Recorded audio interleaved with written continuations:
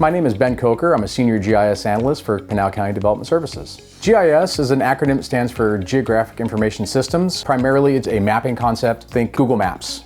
We do all the work that goes into something like a Google Maps, including some of the viewers that you see on our county website. The county uses it to maintain a database of all of our critical infrastructure. We also maintain a database of where the county has rights of way to do work on roads. Pretty big responsibility. We end up helping out most divisions here within our development services team, so we kind of have a little bit of a jack of all trades role. Our GIS team on a day-to-day basis can go anywhere from reviewing site plans and assigning addresses to drawing in easements where the county may have rights of way to making maps for a presentation for the public so we can help convey this information in a way that people can grasp a little bit easier when they see it. I live here, but the road going through is going to be right through here. It kind of gives them a little bit more context.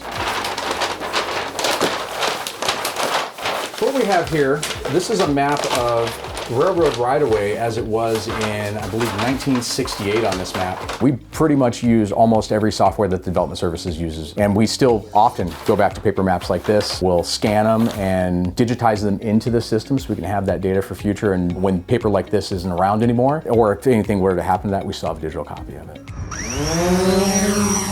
We even utilize drone technology at times. We're one half of our development services drone team. We'll go out and assist in doing topographic surveys or video documentation of some of our projects. When those projects start to be looked at by our transportation planners, they'll often work with us to map them out, again, so they can have that spatial context, see where these roads might be coming in 20, 30 years, where we might need to buy right away, if it may affect residents. But we're also pretty heavily involved in maintaining the database for reporting to the state all the roads that we maintain. We're going to take all that data, map it out, and provide a report to the state once a year that helps us get our Highway User Revenue Funds, or HURF. Most people know it as the gas tax. That is the majority of what we use to maintain our roads.